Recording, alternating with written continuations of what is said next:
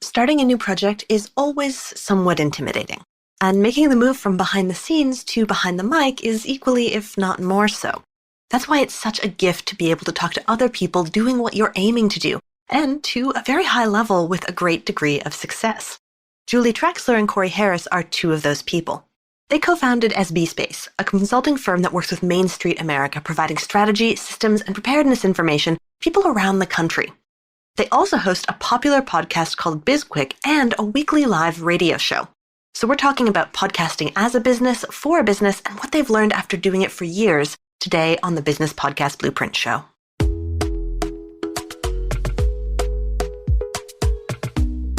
All right, so Corey and Julie, thank you for being here. I'm going to jump right into things and try not to put you on the spot too much when I ask, if you were in a stadium filled to the brim with your ideal clients, and you had one sentence only to describe what your business is and who you help, what would you say?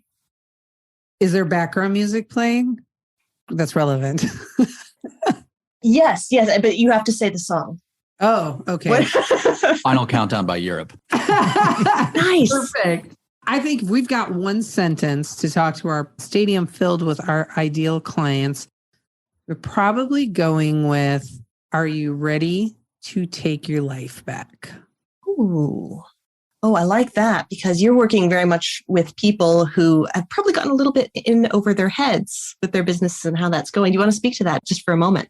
Sure. We work with a lot of small business owners and have come across a lot of people who seem to have fallen into business. They didn't really have a plan when they started. It was a side hustle that turned into a full-time job. Or with a lot of people that in the past couple of years, they found themselves unemployed and they had the time to spend on doing something that they enjoyed, something that they were passionate about, but they never set up the fundamentals of the business. They didn't build out everything that they needed internally. They just kind of started. And so when that happens, and I mean, even with experienced business owners, people who have been in business for a long time, if you don't stop and take the time to build out your fundamentals, build out the foundation of your business, the processes, training, all of those things, you're just constantly going to be working in the day-to-day of your business, and it just compounds on itself and it's hard to get out of. And so that's what we try to do, is we help people get out of their business so that they can work on the big picture, the strategy, the vision, that type of stuff. That's fantastic. I mean, obviously a situation that I have never been in and can't empathize with at all. You think everyone else has it all together and you're the only person who doesn't. And so you're less likely to reach out for help. It's a really big problem that we see regularly with entrepreneurs. Absolutely. And well, I know one of the ways you're helping to reach out to these entrepreneurs and the small business owners that you work with is with your podcast. What made you think, oh, we should have a podcast? What's the origin story of your show, BizQuik? We didn't have enough on our plate at the time. So we said, why? Let's start a podcast. Fair problem. Not enough to do. Great reason to start a podcast. Well, a friend of mine pointed out right after we started the podcast that there's really nothing that Corey and I do at shallow end of the pool. We just dive in head first, right? So we had just launched a business. We were writing a book and we thought, let's start a podcast. And we also were launching our first virtual course, like a webinar series for small business owners. So we started the podcast initially with the intent that it was going to really help us get more clients, right? That's what we were thinking. It'll put our name out there and we'll be able to get more clients. What we didn't realize initially was how it would help us raise credibility. It would help us with networking. We're going to meet a lot of really great people as a result of it. We're also going to be able to help a lot of people, right? So the whole initial premise that we were going to use for our podcast, that completely changed the format of the show. Within like the first month, our format completely changed from what we thought we needed to do versus what we ended up doing. Could you speak to that a little bit more? I'd love to hear about kind of what you thought was going to happen and then what made you realize that you had to go in a different direction. I can't even remember what our initial format was. I do. Well, in the sense of like the layout of the show. I know like what our goal was. Yeah. But we just changed our format again, kind of somewhat recently. And Julie even brought that up. I'm like, no, we've been doing that for quite a while. She's like, no, we just changed that in the spring. I'm like, no, you're crazy. I went back and listened to one. I'm like, oh, wow. Because in my mind, we've been doing this forever, exactly like this, but it really hasn't been that way. But we started off, and you can talk more about the format if you want, but the idea of we were going to have small business owners on. They were going to discuss a problem that they had, and we were going to help them solve this problem. And because we said, if you're having this problem, there's a good chance a lot of people are out there having this problem. And it's a great way to get a question answered and people can listen in. But it turns out people don't like talking about their problems in public. So that went by the wayside real quick. It really did. And so then it turned into us having experts on. And then it kind of turned into us being like, well, screw the experts. We want to be the experts. And so we have experts on now, but we spend more time trying to be the experts ourselves. And there's a lot of entertainment that goes into it as well, because if you listen to a lot of business podcasts like we do, then they're all kind of stuffy. It's one person just talking monotone into the mic about the business stuff that they want to talk, and it's boring. So we try and keep things a little lighthearted. We talk about business stuff, but we also talk about stories. We get off track quite a bit. Yeah, we do. The initial format, we're bringing the guests on right away. And we were having a guest on every single show. And, after, I don't know, probably 3-4 months, someone said, why don't you guys do any shows that it's just the two of you? And so we started dropping some of those in. And then we had a connection. Someone, honestly, she was out in Hollywood, and I think she's like a writer or a producer for reality TV shows. She actually went through and listened. We asked her to go through and listen to a bunch of our episodes and give us feedback. And so she did. And I can remember being really angry, like, who does this woman think she is, right? But she was so right, because they were just minor tweaks, really just a degree of difference. And the biggest thing was that the first now 5 to 7 minutes is just me and Corey, and we are talking. There's no guest. We tell you who the guest is going to be. It's just the two of us. And then we take a break, and then we bring the guest on. So every episode, you definitely get a dose of just me and Corey. And there are episodes where it's also just us on the back end. So we've got episodes where it's just us. And then we bring a lot of experts on who can talk about just a variety of different parts of being a business owner. I want to just kind of call out and congratulate you on the asking for feedback and then actually listening to the feedback, because that's a really hard thing to do. It's the second best way to improve your show, right? The first being listen to your own recordings yourself.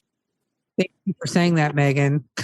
Corey won't listen to the show. I listen to it all the time. You have to make him, Julie. My business partner makes me do it. I don't like doing it. I hate listening to myself, but it's got to be done. Oh, I will give him the feedback. You're saying too much, or your filler words are coming back. So, I mean, he does listen to it when he does the edit process. Yeah, I do listen to it. I put it on in the background because we've got a really good process now. It took us a while to get into the groove. When we first started, I specifically wanted things to be perfect. So if we messed something up, it's like, all right, cut that. I got to mark this. We're going to come back. We're going to try and now unless there's something that's just awful, like if somebody loses their train of thought or somebody has to cough or whatever, like, all right, hold on a second, we'll mark this. I can come back and cut that out. We're good now where we've got a guest on. We record the podcast. It doesn't matter. And so it takes about 30 minutes to record that. It takes me 30 minutes to create everything after the fact, because the 30 minutes is actually me listening to it. And if there's a minor edit that has to be made, create the show content, add all the intro, outro, all that stuff. And then I throw it over the fence to Julie. She listens to it again, sends back feedback. Usually I forgot to cut something out, but I marked that need to get cut. That's generally the feedback is got to cut that again. And that's it. And then publish it and promote it. It was a long drawn process that we have now streamlined into. We can pump one out in about 90 minutes. Yeah. That's great. Corey jumped ahead right there with the magic word, one of my favorite words, process. Oh, I love a process. So you just kind of gave a nice overview of the actual recording, and now having years into the process, you've got it really nice and streamlined. Does it integrate the podcast into your business in other ways? I know you mentioned some of the early goals were to get more clients. Now it's helping your credibility in the relationship building. Do you have any processes that go around that and kind of intentionally leveraging for those types of things, the relationship building, the networking, the education that you're getting from the experts you talk to? Kind of how does the podcast connect to other parts of your business these days, now that you've got everything kind of swimming along nicely on the production end? So on the promotion end, right, one of the things that we do is we make sure that we're promoting heavily the guests that are on the show. We get a little chapped when people that are guests on the show don't promote it. And you can always tell when a guest doesn't promote it. And we have started where we've been making some minor tweaks along the way for that, right? Because we've learned just because somebody has a really big following on social media, that really doesn't mean anything, because if they don't promote it, it doesn't matter, right? So we're constantly refining how we're promoting the show. And what we have learned is that it's probably more important for us from a credibility perspective to be on other people's shows than it is for people to come on our show, right? Our show, it's almost like this is a give back to other people on their entrepreneurial journey to be able to talk about the things that they're experts at and establish that. And then they can share it out and hopefully they're gaining from that. We have certainly leveraged it to make connections inside of our network, where if we've got somebody who, hey, I need somebody. Just recently, we had a person in our network who's a very good friend of ours asked if he's looking for a fractional CMO. And I'm like, I got a guy. We interviewed him on our podcast. Let me connect you. So able to make those connections and all of that stuff, as corny as it sounds, that all comes back. People remember who the connectors are. And so there's a benefit to that. But other than that, Corey, is there any other ways that we've integrated it into the business? No, just as we said, or you said at the beginning, it just adds to our credibility, where there's so much noise, there's so much information out there. There's so many people out there who call themselves coaches or consultants or can help small businesses, et cetera. We use this as a tool to give our brand a personality.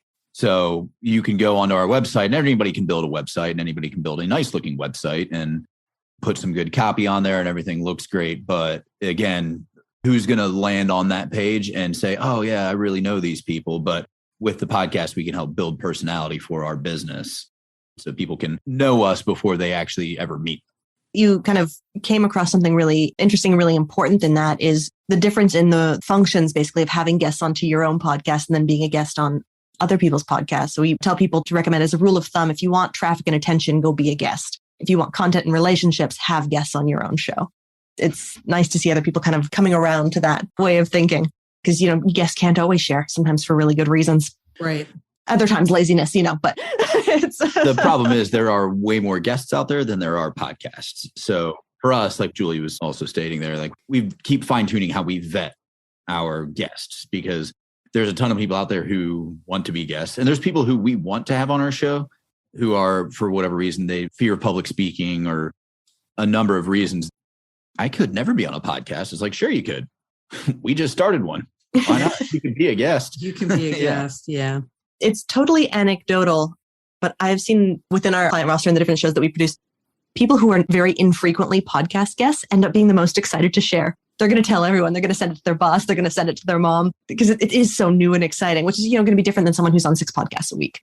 Who's just like, oh yes, another thing I did on a Tuesday. So right. One of the things that's interesting is when you host a podcast and you go on other people's shows and you're being interviewed by them and having the conversation, you can learn so much about improving your own interview techniques or preparation techniques or the production, anything, right? And so it's always interesting to get on a show, see how someone else is doing it. And like, I really appreciate people who are exceptional at interviews because interviewing, it can be challenging, right? To find the right questions and kind of lean into the tough parts of the conversation and really get people to open up. So I appreciate that. That's one of the reasons I enjoy going on other shows is to see how other people, their interview styles. Learning focus. So I know that your main podcast is not the only kind of multimedia that you do. You've also got a radio show. So I would love to hear about kind of how that came about, its origin story as well. And then what you find the differences are. Like what's the difference between creating this podcast and then having this more live, more broadcast type experience? So the radio show is interesting in that we had 2 really weird, interesting opportunities that cropped up as a direct result of this guy doing reels on our social media account for Instagram, right? So Corey is not on social media at all, but he is a team player and he does reels and they are fantastic. They're corny, they're funny, they're really creative. So the first thing that happened was Supermarket Sweeps producer reached out and asked us to audition for the show, which was amazing. We didn't get selected, but it was a lot of fun to audition. And the second thing that happened was the Voice America Network saw our reels. A producer saw our reels. That led them to our podcast. which then they reached out and said, hey, would you be interested in doing a live national radio show? And in both instances, Megan, I messaged Corey and said, are these jokes? Is this a joke? Like, I really thought it was spam email, somebody like punking us. Or this one of those president of Nigeria needs $3,000 and they'll give you $1 million when they get their, it seemed like a scam. Why are they reaching out? The supermarket sweep one, especially. I was like, this is a scam. I'm trying to imagine getting an email like that. And I just think, do they know me? Have they what? Where? It's crazy. So the radio show, it's a weekly show live, but you can also catch it on demand on the Voice America Business Channel. Our show is called Defeat the Chaos, and that has all to do with helping entrepreneurs and small business owners defeat the chaos inside of their business and really go from being owner-driven to process-driven. And it's an hour-long show. We usually have a guest in the middle segment. There's like 3 segments to it. And it's been a really interesting and fun experience to do that show. And sometimes it just feels surreal. Like, I can't believe we're doing it. Because we broadcast live. So that was a change for us, but we didn't really have any concerns with that because, again, we just roll with it. So even on that show, if something bad happens, it's not that anything really bad has happened, but just kind of roll with it. But the same like we do with the podcast and everything else is we have at least one meeting once a week where we go through the entire week and all of that. And we review stats from the previous show and just constantly tweak. And so we were trying to figure out, okay, well, we need to do X, Y, and Z. So let's figure out how we can get that into the show, but we don't want to change up the format too much because you have to be consistent, but you want to make sure that you're constantly improving. Yep. This was another instance of getting feedback and figuring out how we could leverage it, right? So for the entire year of 2021, Corey and I led a monthly dental business study group, right? So Corey's brother is a dentist, and so we was an endodontist. We would lead this monthly study group for the dentists and help them with business stuff, teach them business things, right? And after the year was all done, we got the feedback that sometimes the information we gave was too detailed. It was like too heavy for them to absorb. And so we literally just this week, we're like, do we need to dumb things down? And I don't mean that to sound insulting, but is it an instance where we know this stuff so well that we just assume we could talk about it for 5 minutes and people can pick it up versus slowing down, taking one smaller piece and diving really deep in it? And so starting this week, we will have made that change on the radio show where we're going to spend much more time and we're going to see that doesn't help because the whole goal is to help people become better, stronger entrepreneurs and small business owners. And that really starts with us having to make some changes when we recognize there's changes to be made. So easy to fall into subject matter blindness. Yeah.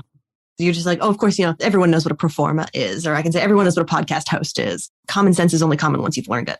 Sure. And there's that really fine line of you don't want to be too high level because you want to provide value, but you also, again, you don't want to get too deep into the weeds because then you're just going to confuse people. I always err towards the side of providing too much information because the last thing I want is to provide no value, but then that also provides no value. Yes. Julie, you mentioned another way that you kind of learn about the show and what you need to do and the direction you need to take, and that was stats. So I'd love to hear from you both a little bit about how you use stats to make content or strategic decisions with regards to the media you're creating. Yes, Julie. Talk to us about numbers. Have I poked something? Corey, would you mind answering this one for me? Sure. That's always a joke on our team. I'm big into numbers and data and analytics and all of that. And Julie's more of the communications and personal development. And I'm front of the house. He's back of the house. Yeah, pretty much. Process meet comms meet process. Yeah. Exactly. So yeah, we've got a dashboard that we review every week. And so we track all of our podcasts, all of our radio shows. We track the downloads. We track countries. We track all of that information that's available. The thing with podcasts is it's very, very hard to get accurate and consistent data from anywhere because downloads are one thing, streams are another thing. The platforms all kind of report differently. So we picked kind of a source of truth that if we're trending in a direction, then we can kind of assume that we are trending in that direction. Makes it really tough if you're trying to monetize your podcast because people, they want to know how many downloads you get. Like, well, this is what we got on Apple. This is what we got on Spotify. There's some crossover there. We don't really know. Nobody knows. That's the tough part there is just kind of figuring out what you're going to look at and then going from there. And then we track growth. We try to track all sorts of things in terms of, is it just Julie and I on the podcast? Was it the guest? How much did they promote? Do Tuesdays work better than Thursdays? All of those things that you have to look at. And for a lot of people, it's easy to just kind of make that knee-jerk reaction. Oh, we had a really good show on Tuesday with a guest who talked about this. Let's do every show just like that. It's like, well, no, you have to look into the numbers. Why did that happen? Was it that they did a really good job promoting?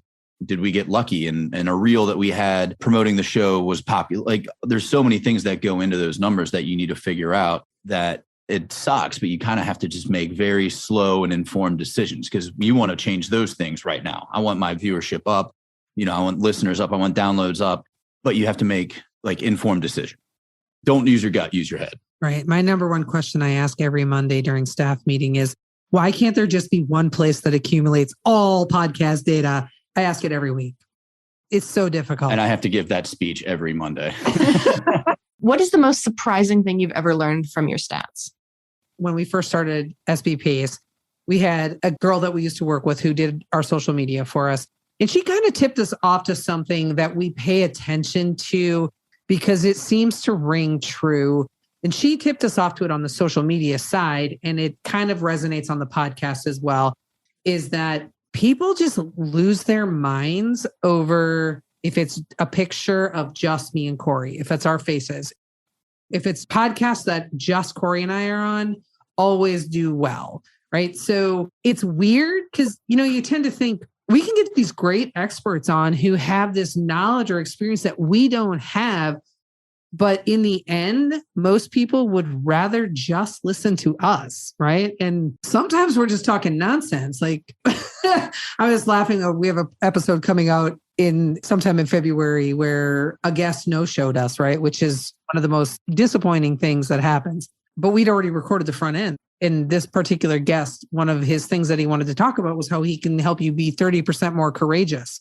So we spent an entire episode trying to figure out how one measures courage, right? Because Corey's the guy who's like, you can measure anything. And I'm like, how do you measure courage, Corey? I mean, we talked about that. We discussed how you could measure courage, but then at the end, it's like, what's the point? And why are you advertising that? Yeah. The most surprising thing or the most interesting, for a while there, we were top rated, probably top 20 in the Philippines for business podcasts. I have no idea why. We don't know anybody in the Philippines. It didn't make any sense. And I was like, we were proud of that. Yeah. Though. What's going on in the Philippines? We're trying, hey, if you're in the Philippines, reach out to us. Nothing. Yeah.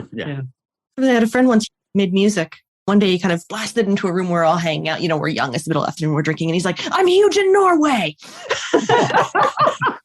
I can relate to that. We were huge in the Philippines and we are really proud of that. Also, we were very huge in Canada for a while. So. Sure. But for some reason, Belgium's our second highest country. No idea why. That's so fascinating. It's really interesting that you were saying that kind of the shows with the two of you are so popular. And that really speaks, I guess, to the intimacy that is developed between the podcast host and the podcast listener. It's creating a show can feel so insular because you're talking to each other, you're talking to mics, you're talking to a screen.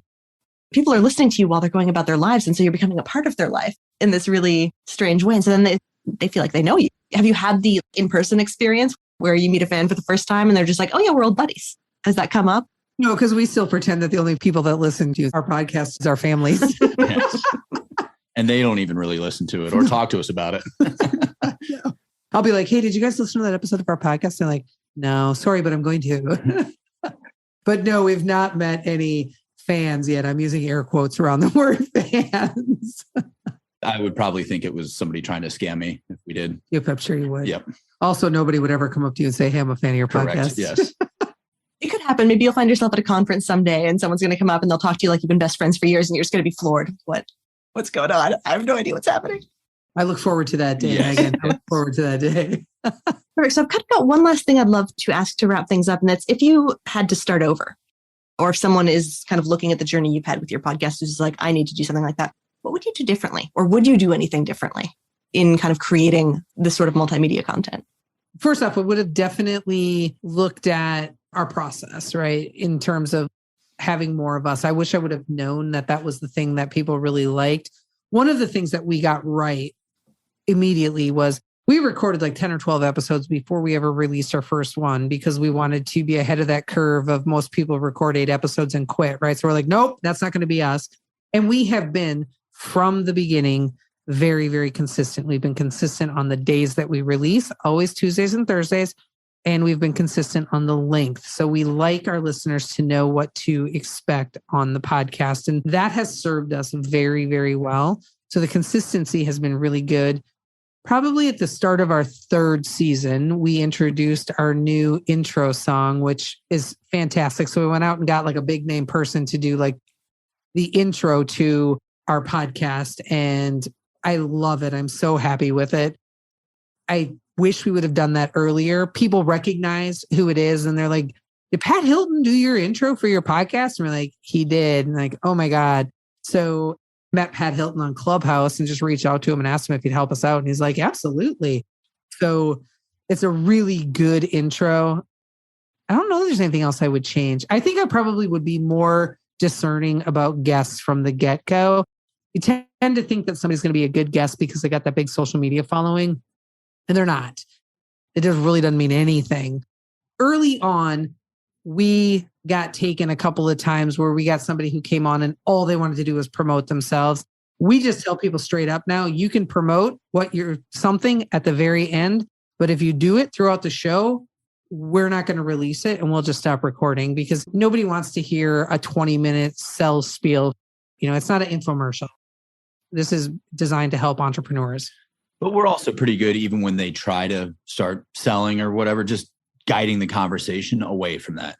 Because we have kind of a general idea of what we want to talk about when the guest comes on the show, but there's a good chance that we're going to get off topic, and that's fine. And getting them off topic and just letting them know that it's a conversation is just the way to go. And with that continuous improvement and trying new things, because we try to keep the show around 30 minutes, but we had one where we're like, oh, we're going to go long. We're going to make this a 2-parter. And then found out real quick, nobody cared for that. They listened to the first part. Nobody bothered to listen to part 2. We're like, okay, that's never going to happen again. It's not Lesson happening learned. again. Yeah, exactly. One of the things that I did probably about the midpoint, we'd probably been producing the podcast for about 6 months. And I actually took an improv class. And I actually took the improv class to help me with sales because I'm responsible for sales and marketing at SB Pace. So I thought this will make me better at sales. Well, it didn't really impact sales at all, but it made me a much better podcast host because improv is all about listening better and asking better questions. And so it changed the way that I listen on podcasts to what the guest is saying.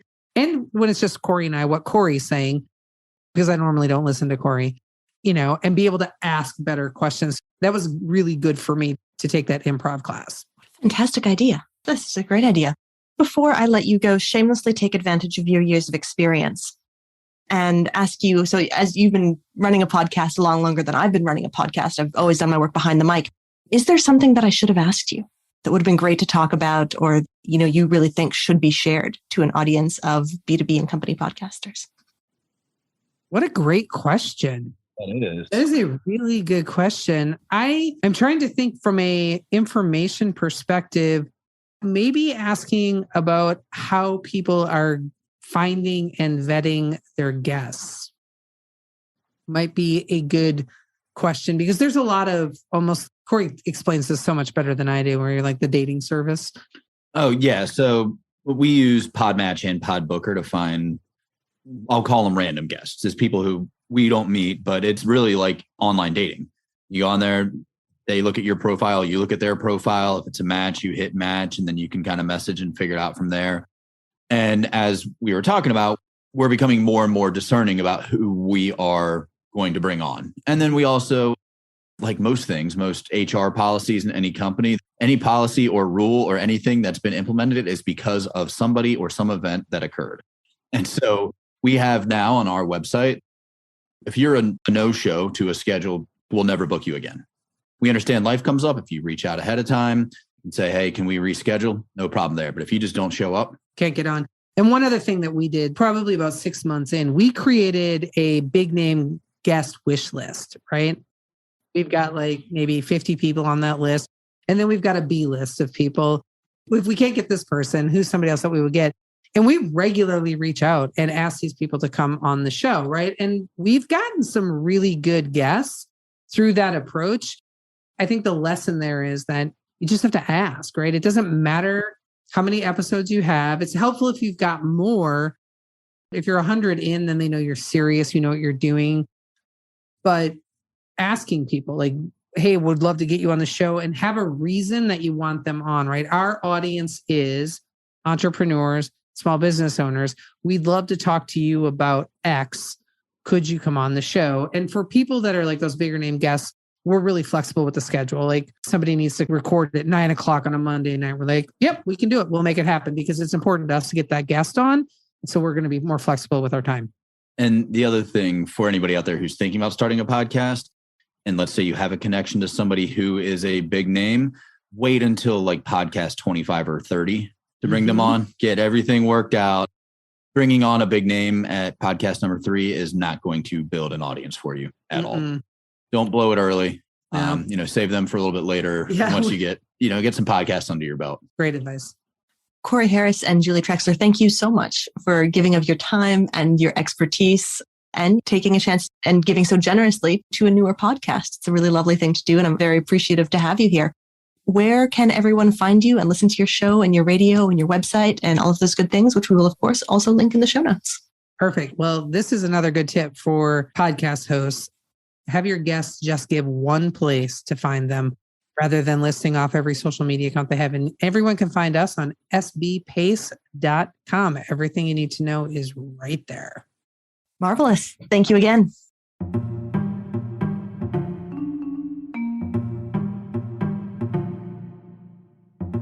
The Business Podcast Blueprint Show is written and hosted by me, Megan Dougherty. I'm the co-founder of One Stone Creative, and this is all done in close collaboration with my fellow co-founder, Audra Casino. The show is edited by Erwin and Jensen Galino, managed by Darla Fields, and the notes are written by Hazel Ann LaFortune. If you want to find out how we can help you create a high-value company show, or generally learn about the ins and outs of podcasting as a business, find us at onestonecreative.net. That's ONE stonecreative.net. Until next time.